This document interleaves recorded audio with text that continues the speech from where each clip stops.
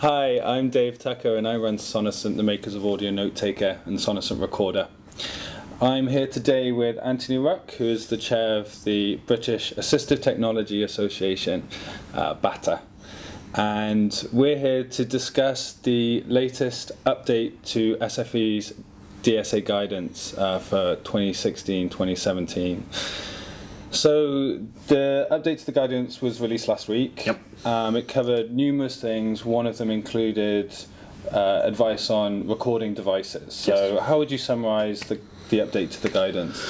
I suppose in summary, the change to the guidance really is that although funding will still be available for things like digital voice recorders, specialist microphones and recording pens, that primarily assessors should consider other options such as institutional provisions such as lecture capture, and also the students' own equipment, so smartphones and laptops as being the primary adjustment.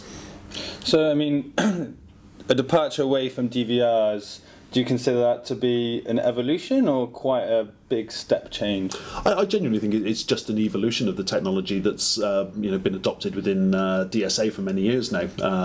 We originally, when I was involved, started out with little dictaphones and micro cassettes. We then moved on to mini disc recorders for a short time, and then on to digital voice recorders.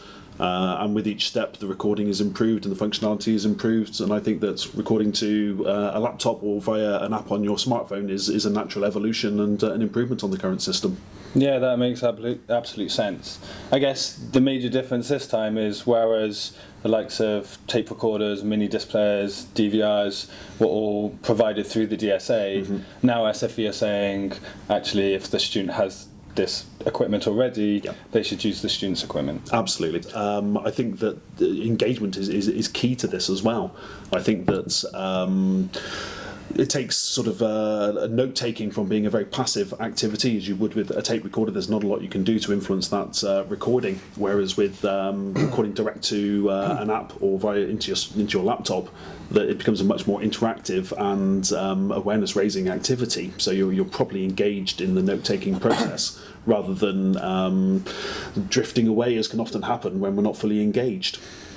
And I think that's one of my concerns with saying that lecture capture is always going to be a great accommodation for note-taking, if that's what SFE is implying, is that just because there's a recording made available potentially through the university's lecture capture system, does that mean the students engaged during class? Does that mean that they can fully access those recordings and take notes from them in the same way that a student without a disability would be able to? Most definitely. I think that there are a number of cases where the capabilities of and usability of lecture capture is being overestimated. I think there is a great danger that students will heavily rely on a recording that they later then have to come back to and go through from start to finish, rather than being engaged in the note-taking, where they can be involved, they can take in the information, and that's being synthesized as they go. Whereas if they're just returning to a recording afterwards, you've got to go from start to finish. It's not as good a solution as a note-taking solution. Absolutely, and this is the thing that Sonocent's actually been pushing for quite a few years now, where the key thing at the end of the day is the learning, and note-taking serves both the capturing information, which is what DVRs do, it's what tape recorders do, it's how we've solved that part of the note-taking problem for a long time now, but note-taking is also about the learning process, and summarising the information as notes is part of how you learn, and the science definitely shows that as well. And one of the worrying things is by saying actually the only important thing is that students can return and listen to it again, you're missing out on that whole learning side. What do students do when they return? Is it going to be useful? Is it going to aid learning? We can't think of learning as only happening within a lecture theatre. That would be crazy. What about lab work, field trips, discussions as you're doing group planning work for projects, tutorials, seminars? Lectures are actually, in the grand scheme of things, a relatively small component of the learning experience while you're at university, and note-taking or capturing information is going to be important, and organising that information as well. So I think the move towards lecture capture is actually in some ways better than how it was before in terms of the way that we're delivering information for learning. Yep. But to say that lecture capture could replace the need for any other note-taking solution is short-sighted at best.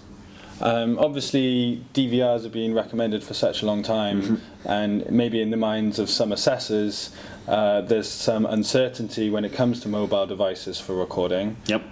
What do you think are the questions on assessors' minds?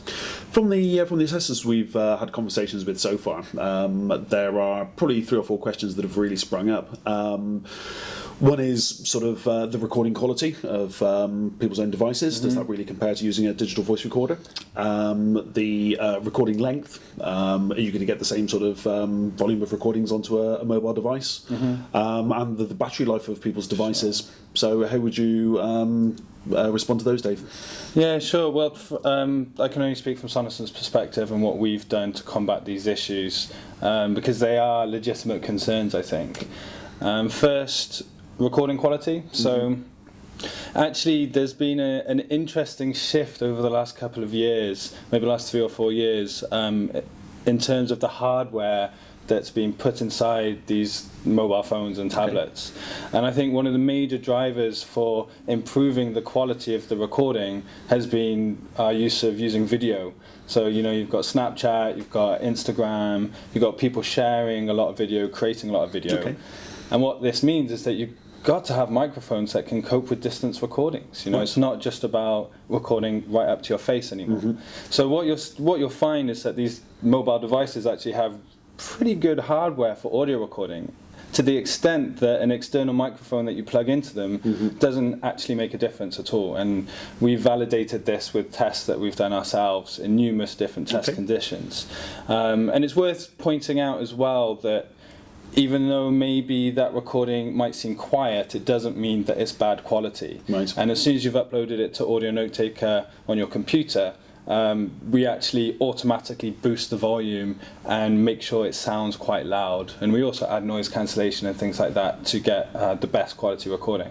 So I'd say when it comes to mobile devices, probably don't need to worry about recording quality unless it's an older device or a really low-end device where they've had to make a compromise on the quality of the hardware. In terms of file sizes, again, storage has become a lot cheaper over the last couple of years, and now the default size of an iPhone is 16 gigabytes, which is actually quite a lot. You know, in Audio Notetaker, our default recording quality is pretty high, but it still keeps a file size at 14.4 megabytes per hour, which is actually quite low. That's going to give you well over 1,000 hours recording on that 16 gigabyte iPhone. Now, I know that students are probably going to have lots of photos or apps installed, maybe some games, but that still gives you so many hours of recording. So actually, file size is not an issue if you're using Sonison Recorder. And then finally, battery life. Now, I use my phone a lot. I use it to text a lot of people. Your battery life is going to drain if you're using your phone all day. Sonison have optimized our app to try to take up as little battery life as possible. We've done that in 2 ways. Firstly, in the way that we built it and the way our code is designed, it's very efficient. And the first version that we released over 1.5 years ago lasted for over 6 hours of continuous recording and annotating, and we've improved that since with more code redesigns. The second thing we've done is added glance mode, which is a new input mode that just has a black screen. So we don't have any animations on it. And what this means is that it's going to have even better battery life. The great thing about the battery life problem, which I think is probably the biggest one, is there's so many external battery packs out there. You know, a student can just remember to bring their charger in. There's going to be charging stations on campus. Of all the big issues, there's probably great solutions out there for students. That's good to hear. So, Dave, if I can summarise Sonison's position on the most recent update from SFE. The move to digital voice recorders and live recording on laptops really is just a natural evolution of the move from tape recorders to mini disc recorders to DVRs, and now moving on from there. So certainly not a concern for assessors or students. And I think it's actually going to be a really good thing for students, because one of the downsides of using a DVR is that you just pop it down, whereas with the smartphones, students are having to do something active during the class, whether it's colour annotation or taking photos or creating sections. So that's certainly a good thing for students. That's brilliant.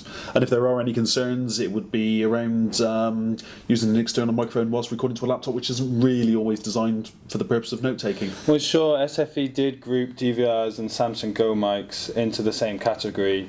That is a concern, because I do feel that on certain laptops you're going to need that external microphone. That's great. Well, thank you for your time and joining this discussion. My pleasure. It's been really interesting. If you want any more information on anything we've discussed, Sonocent have produced a fact sheet which you can download from www.sonocent.com/DSA.